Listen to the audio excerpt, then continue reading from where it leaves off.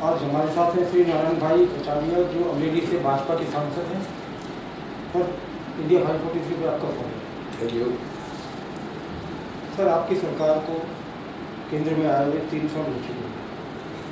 इस दौरान आप के क्षेत्र में केंद्रीय योजनाओं का कितना लाभ पहुँचा है, इसके बारे में कुछ बताएं।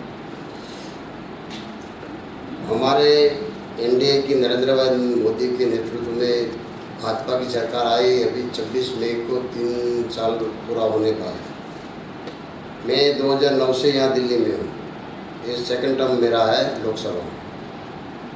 तो पिछले 5 साल जो यूपीए 2 गवर्नमेंट में मैं बहुत प्रयास किया काम अपने क्षेत्र में करने के लिए, लेकिन मैं सफल नहीं हुआ। लेकिन आज 3 साल में मैं जो अपने क्षेत्र में जो काम कर पाया हूँ, वो 70 साल की आज़ादी, इसमें कम से कम 60 साल तक इस देश पे कांग्रेस और कांग्रेस की विचारधारा वाली गवर्नमेंट ने काम किया। उसके बावजूद भी बहुत से सांसद मेरे क्षेत्र से आगे चुनकर आए और सरकार में रहे, मिनिस्टर भी बने, लेकिन आज तक मेरे क्षेत्र में जो काम नहीं हुआ वो मैं पिछले 3 साल में करवा चुका हूँ। मैं आपको बताऊं तो मेरे क्षेत्र में 1912 में अंग्रेज़ों के समय में रेलवे चालू हुई थी, जो मीटर गेज में थी। आज 2017 चल रही है, इसलिए 104 साल हुआ, 105 साल, 5वां साल चल रहा है। अभी नरेंद्र भाई की सरकार में पिछले 16-17 के बजट में और 17-18 के बजट में मेरे क्षेत्र में गेज परिवर्तन के लिए, ब्रॉडगेज के लिए 2400 करोड़ रुपया सेंट्रल गवर्नमेंट ने दिया। और अभी ऑलरेडी 16-17 का बजट का तो काम ऑलरेडी चालू हो चुका है। दूसरा, मेरे क्षेत्र में कोई लंबी दूरी वाली ट्रेन नहीं थी। ये पिछले 2009 से मेरी एक ही डिमांड थी कि मेरे को महुआ, जो भावनगर डिस्ट्रिक्ट है और मेरे क्षेत्र में महुआ तहसील पड़ता है, तालुका, मेरा 2 डिस्ट्रिक्ट है, एक अमरेली और दूसरा भावनगर। अमरेली डिस्ट्रिक्ट का 11 तालुका है और भावनगर डिस्ट्रिक्ट का 3 तालुका है। तो मैं महुआ से मुंबई तक का ट्रेन पिछले 8 साल से मेरी डिमांड थी। पिछले 5 साल कांग्रेस की सरकार में थी और इस सरकार में। तो अभी मुझे पिछले 3 अप्रैल 2017 को मुझे महुआ से बांद्रा तक की ट्रेन अभी माननीय नरेंद्र भाई मोदी जी की निगरानी में और रेल मंत्री माननीय सुरेश प्रभु जी की निगरानी में हमें ये रेल दिया। और लोगों को इतना उत्साह और इतना आनंद था कि कल्पना भी हम नहीं कर सकते थे। इतना लोगों की अपेक्षा आकांक्षा थी जो लंबी दूरी वाली ट्रेन मिली। और दूसरा, मेरे क्षेत्र में सभी रोड रास्ते वो नेशनल हाईवे नहीं थे, लेकिन आज जो एक तो मेरा सोमनाथ से भावनगर तक, तो सोमनाथ का नाम तो हर कोई ने सुना है, पूरे देश में और वर्ल्ड में वो फेमस है। सोमनाथ से भावनगर तक का नेशनल हाईवे जो आरसीसी सीमेंट कंक्रीट रोड, तो 4800 करोड़ के 4800 करोड़ रुपये में ये अभी सेक्शन हो गया और उसका ऑलरेडी काम भी चालू हो गया। उसके बावजूद भी अभी हमारे पिछले 7 तारीख को नरेंद्र भाई गुजरात में आए थे, ये जो हमारे भरूच के ब्रिज, केबल ब्रिज का ओपनिंग करने के लिए। तो तभी अमरेली डिस्ट्रिक्ट के 2 रोड नेशनल हाईवे उसने वहीं भी जाहिरात किया। तो आज अमरेली के सभी जो अगल बगल का जो अमरेली के कनेक्टिंग रोड है वो सब नेशनल हाईवे में कन्वर्ट करने का ऐलान कर दिया है। तो आज कम से कम 9000 करोड़ से ज़्यादा रोड में कन्वर्ट किया और 2400 करोड़ ट्रेन में दिया। तो 11000 से ज़्यादा करोड़ रुपया हमने ये 3 साल में नरेंद्र भाई मोदी की सरकार ने दिया। और पूरे देश में ये विकास हो रहा है, पूरा देश जानता है। अभी आपने कुछ समय पहले यूपी का चुनाव देखा, पूरे देश में नहीं पर पूरे विश्व में ये यूपी के चुनाव के जो इलेक्शन का इंतज़ार था, उसका कैसा परिणाम आएगा, क्या होगा, ये सब की एक तालावेली थी जानने के लिए। लेकिन उसमें भी आपने देखा तो ये पूरा 1/3 बीजेपी को वोट मिला, और ये वो अभी तक कभी ये बहुमत नहीं मिला, इतना सीटें मिला ये बीजेपी को। आपकी एक और डिमांड थी कि एक जो महुआ से सूरत रेल चलती है उसको डेली करने की आपकी, शायद आपने प्रश्न भी उठाया था, तो क्या मेरा डेली ट्रेन, देखिए ये लॉन्ग रूट की जो ट्रेन चालू होती है कोई किसी भी क्षेत्र में, कोई भी भाग में, किसी भी स्टेट में, उसको सीधा डेली इसलिए नहीं किया जाता कि वहाँ फ्रीक्वेंसी मिलती है या नहीं मिलती है, ट्रैफिक मिलती है या नहीं मिलती है, क्योंकि लॉन्ग रूट का इतना लंबा 800-900 किलोमीटर का महुआ से मुंबई तक की दूरी है। अगर ये ट्रेन को ट्रैफिक ना मिले तो ये ट्रेन को फोकट में चलाया जाए तो इसमें सरकार को बहुत बड़ा घाटा पड़ता है। तो पहले 2 हफ्ते में 2 दिन चलाई जाएगी, फिर अगर ट्रैफिक में मिलेगी तो 3 दिन करेंगे, फिर ट्रैफिक मिलेगी तो 4 दिन करेगी। लेकिन जब जितनी ट्रैफिक मिलेगी तो पर डे हो जाएगी 100%, इसमें कोई शक नहीं। एक आपने शायद उठाया भी था ये मुद्दा कि आपके क्षेत्र में एग्रीकल्चर एजुकेशन को लेके कुछ बढ़ावा दिया है।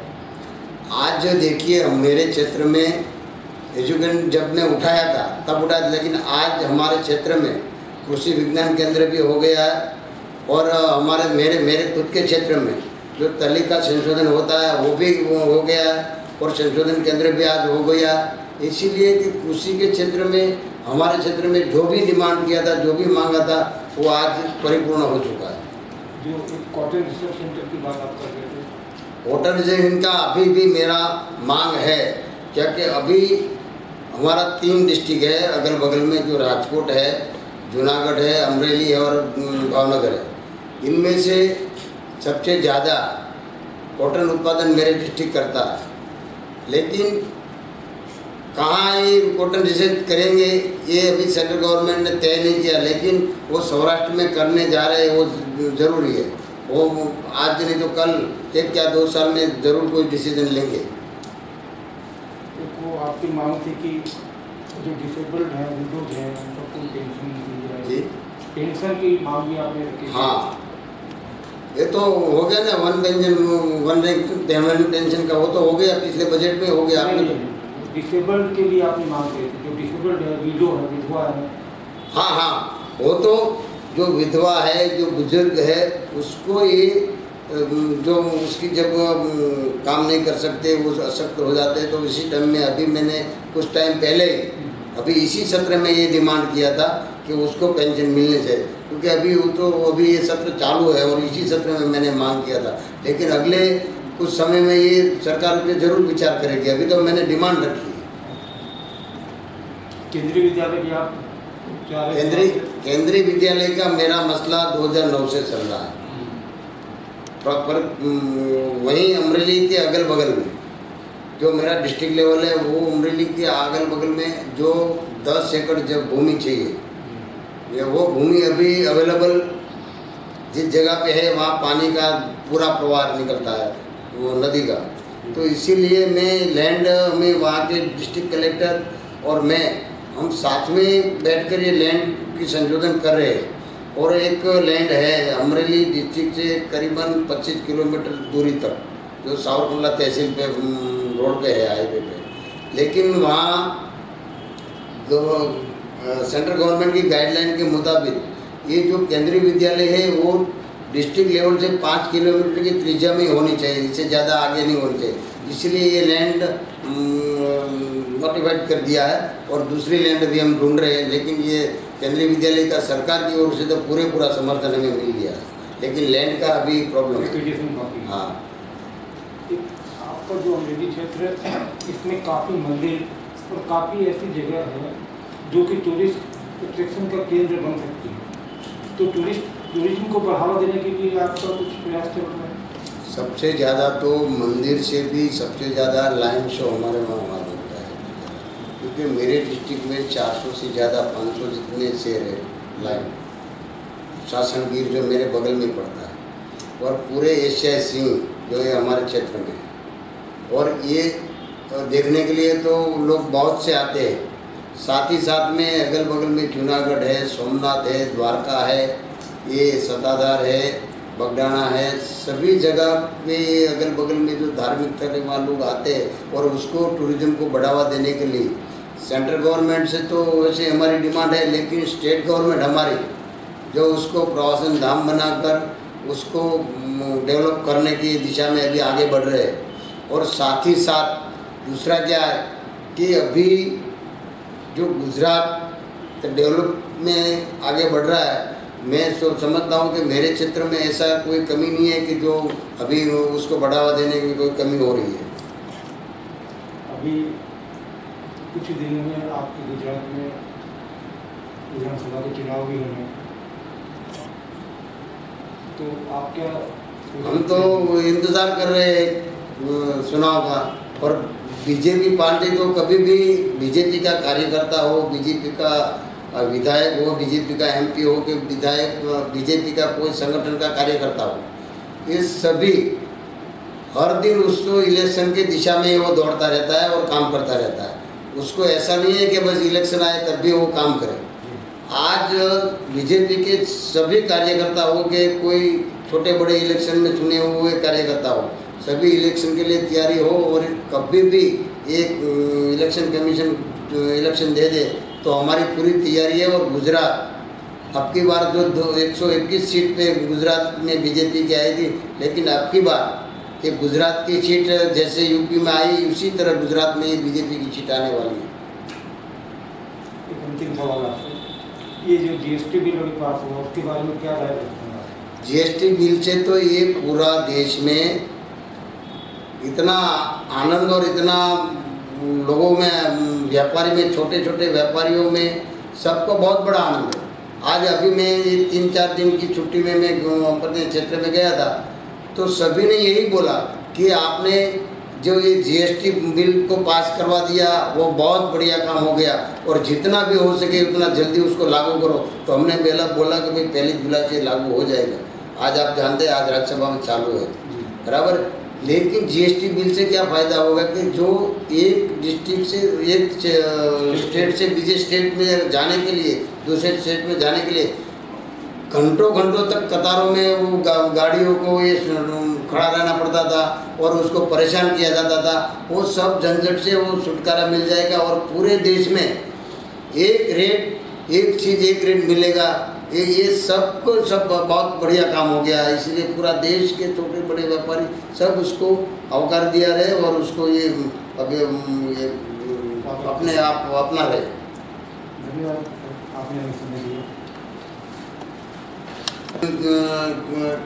चैनल चला रहे हैं और आप सभी अभी बोल रहे हैं कि हम तो 543 एमपीओ के साथ एक पूरा उसका इंटरव्यू लेने जा रहे हैं, तो पूरा देश आप कवर करने जा रहे हैं। तो आपको ये 70 साल की आज़ादी, मैंने अभी आगे बोला कि 60 साल तक इस देश में कांग्रेस और कांग्रेस की विचारधारा वाली गवर्नमेंट ने काम किया, लेकिन 3 साल में नरेंद्र भाई ने ऐसा क्या किया इस देश पे कि आज हमारा देश दूसरे देशों में भी एक इज्जत के साथ हम खड़े रहते हैं। और जो कोई भी आउट कंट्री में हम जाते हैं तो हम इंडिया अगर बोलते हैं तो लोग बोलते हैं कि नरेंद्र मोदी का इंडिया। पहले ऐसा बोलता था कि गुजरात हम बोलते थे तो बोलता नरेंद्र मोदी का गुजरात। आज इंडिया तो कि नरेंद्र मोदी का इंडिया ऐसा बोले जा रहा है। तो ये ओनली फॉर आज जो हमारा देश तरक्की कर रहा है और जो विकास कर रहा है वो नरेंद्र मोदी जी का नेतृत्व में ये सब हो रहा है। और अगले 10 साल में हमारा देश इस वर्ल्ड में टॉप 10 पर होगा, इसमें कोई शंका के स्थान नहीं है। और पूरा देश आज बीजेपी गवर्नमेंट और नरेंद्र मोदी जी को चाहते हैं, इसीलिए कि वो सभी को साथ लेकर, सबका साथ सबका विकास वही समझकर वो सबको साथ लेकर, जो गरीब के गरीब आदमी को, गरीब से गरीब मानुष को वो साथ में लेकर उसका एक बजट उसका सूत्र था, गांव गरीब और किसान। क्योंकि गांव में जो गरीबी है और किसान में जो उसमें देखता है वो अगर उसका जो उद्धार होगा तो पूरा देश का विकास होगा। क्योंकि हमारा देश 5.5 लाख गाँवों से बना हुआ है। अगर इस देश का गांव का अर्थतंत्र जितना मजबूत होगा तभी तो देश का अर्थतंत्र मजबूत होगा। जब गांव ही गरीब रहेगा तो देश गरीब ही रहेगा। इसीलिए गांव गरीब और किसान ये जब मजबूत होगा तभी देश का अर्थतंत्र मजबूत होगा। तो इसीलिए हमारा नरेंद्र मोदी जी ने बोला है कि सबका साथ सबका विकास और गांव गरीब और किसान, यही सूत्र हमने अपनाकर ये पूरा गुजरात पैटर्न पूरे देश में लागू किया है। तो इसी हिसाब से आज पूरे देश में नरेंद्र भाई की और विकास की ये वाह हो रही है। और आज 70 साल में पहली बार विकास के नाम पे इलेक्शन जीता जाता है। गुजरात में 2002, 2007, 2012 में 3 विधायक का इलेक्शन नरेंद्र भाई ने इलेक्शन लिया, तो ये विकास के नाम पे लिया। अब की बार जो 2014 में हम लोकसभा लड़े तो विकास के नाम पर ही लड़े। तो हम यूपी में अभी हम लड़े तो हम विकास के नाम पे ही लड़े। लोगों ने वोट दिया, लोगों को विकास चाहिए, लोगों को शांति सलामती सुरक्षा सब चाहिए और ऐसी सरकार चाहिए। बस इतना ही मुझे कहना है। धन्यवाद। धन्यवाद।